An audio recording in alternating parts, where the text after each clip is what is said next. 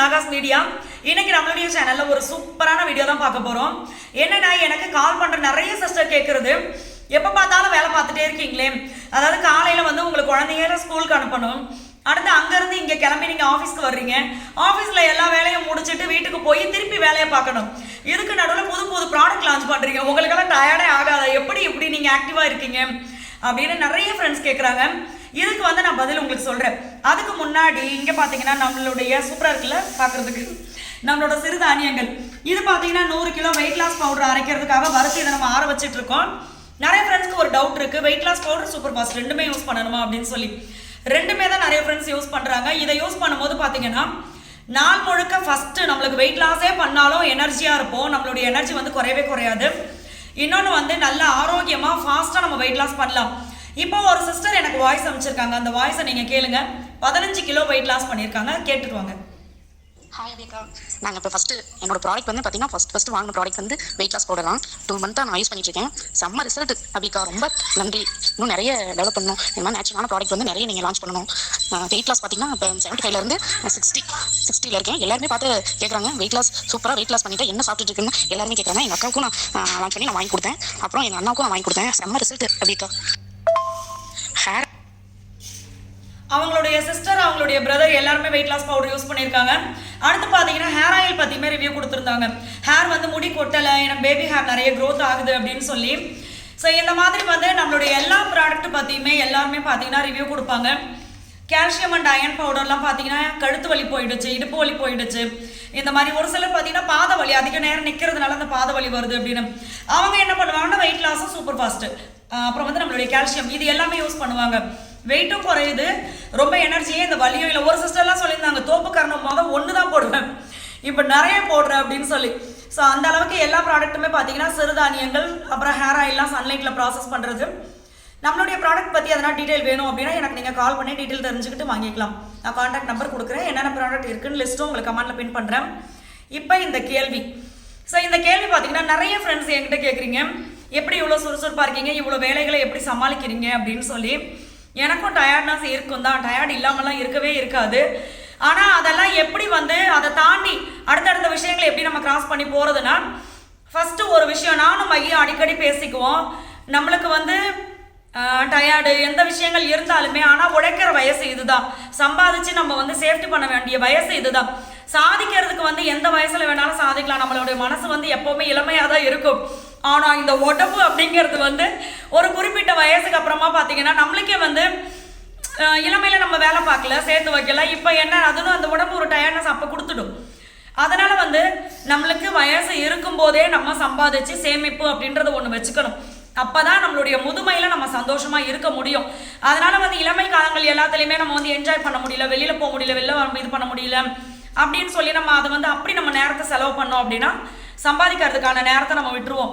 அதனால் இப்போ சம்பாதிச்சிக்கலாம், வாரம் வாரம் நம்ம 1 நாள் 2 நாள் என்ஜாய் பண்ணிக்கலாம், அது பிரச்சனை கிடையாது. ஸோ இப்போ வந்து நாங்கள் அந்த மாதிரி ஃபாலோ பண்ணுறோம், நம்ம வந்து இளமையிலே நம்ம சம்பாதிச்சுக்கிட்டாதான். அடுத்தது ஒரு விஷயம் பார்த்தீங்கன்னா டார்கெட் வச்சுக்குவோம். நானும் மகியுமே நிறைய பேசுவோம். ஃபஸ்ட்டு வந்து நிறைய ஹஸ்பண்ட் அண்ட் ஒய்ஃப்குள்ளே பெரிய பிரச்சனைகள் வர்றதுக்கு காரணம் பார்த்தீங்கன்னா இந்த பேசவே மாட்டேங்கிறாங்க. நிறைய பேர் 2 பேருமே வேலைக்கு போயிட்டு வராங்க, நைட்டு வந்தவொடனே 2 பேருமே அவங்கவுங்க வேலையை பார்த்துட்டு செல் எடுத்து வச்சுக்கிறாங்க, குழந்தைங்க வந்து மூஞ்சியை பார்த்துட்டு தூங்கிடுது, முடிஞ்சது சோழி, மறுநாள் திருப்பி ரிப்பீட், அப்படி தான் போயிட்டுருக்கு. ஆனால் உட்காந்து பேசணும். நானும் வகையாக நிறைய உட்காந்து பேசிகிட்டே இருப்போம். எதை பற்றி பேசுவோம் அப்படின்னா, கடவுள் இப்போ ஒரு நல்ல வேலையை நம்மளுக்கு அமைச்சு கொடுத்துருக்காரு, இதில் வந்து அடுத்தடுத்து என்னென்ன ப்ராடக்ட் பண்ணலாம் அப்படின்னு சொல்லி 2 பேரும் நிறைய பேசுவோம்.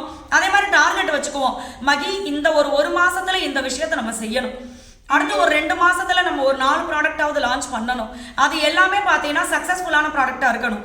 அப்போ இதை நாங்கள் ரெடி பண்ணுவோம், கொஞ்சம் கொஞ்சம் ரெடி பண்ணி நம்மளுக்கு தெரிஞ்சவங்க பக்கத்தில் இருக்கவங்க இந்த மாதிரி கொடுத்து அவங்க நல்ல ரிசல்ட் சொல்கிறாங்களான்னு வெயிட் பண்ணி அதுக்கப்புறமா லான்ச் பண்ணுவோம்.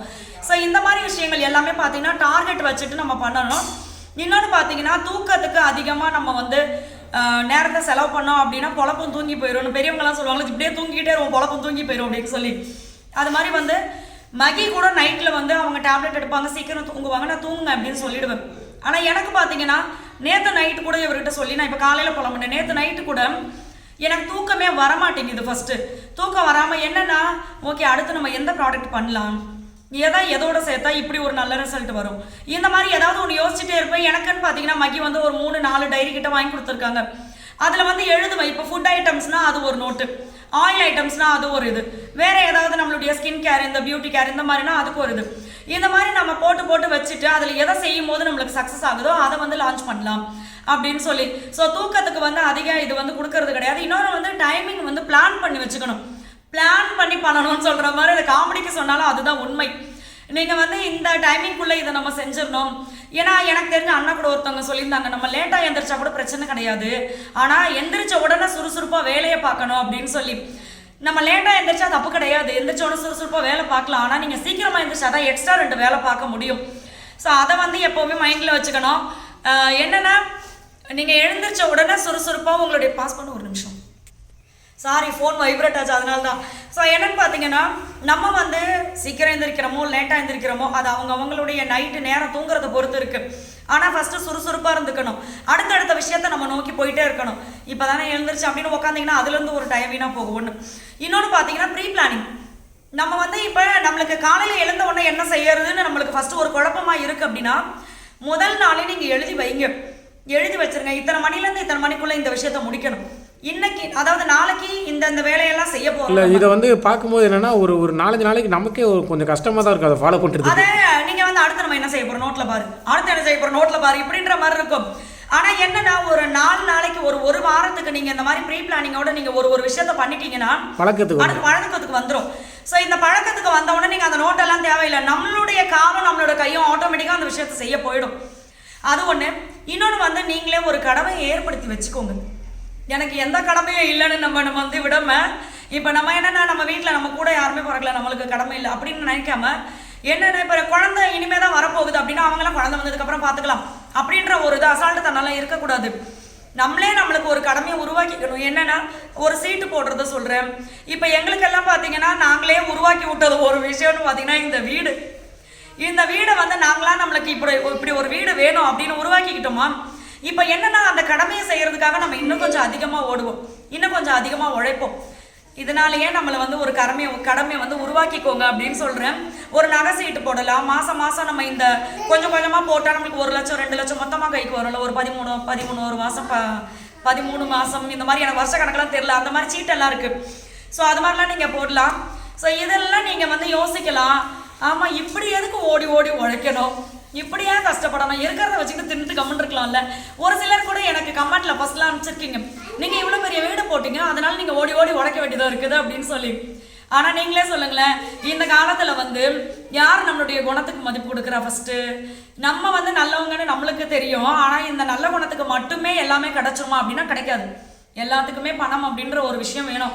அந்த பணத்தையே நம்ம வந்து நேர்மையான வழியில் சம்பாதிச்சா மட்டும்தான் நம்மளுக்கு மதிப்பு.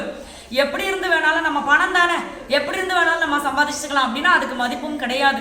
போக விட்டு புறமண்டையில் அடிச்சு பேசுவாங்க. அதனால வந்து நியாயமான முறையில் நம்ம சம்பாதிக்கணும். அதுக்கு நம்ம ஓடி இப்போ உழைக்கணும். அப்போ தான் நம்ம ஏஜ் ஆனது, அதாவது முதுமை காலத்தில் உட்காந்து நிம்மதியாக சாப்பிட முடியும். நம்ம பிள்ளைங்களை நம்மளை கேள்வி கேட்க மாட்டாங்க, ஆமாம் நீ என்னத்தை எனக்கு சம்பாதிச்சு வச்சிங்க அப்படின்னு சொல்லி. ஸோ அதனால் வந்து நம்ம குழந்தைங்களுக்கு நல்லது செய்யணும், நம்மளும் சந்தோஷமாக இருக்கணும் அப்படின்னா கண்டிப்பாக அதுக்கு உழைப்பு முக்கியம். நம்ம வந்து ஓய்வு எடுக்கிற நேரம் அப்படின்றது நம்மளுக்கு இரவு நேரம் கடவுள் கொடுத்துருக்காரு, தூங்கி ஓய்வு எடுத்துக்கலாம். ஒரு 6 மணி நேரம் நம்ம நிம்மதியாக நான் ஸ்டாப்பாக தூங்கினாவே நம்மளுக்கு மைண்டு ஃப்ரெஷ் ஆகிடும், உடம்பு ஃப்ரெஷ் ஆகிடும். ஸோ எல்லாருமே ஒரு டார்கெட் வச்சுக்கோங்க.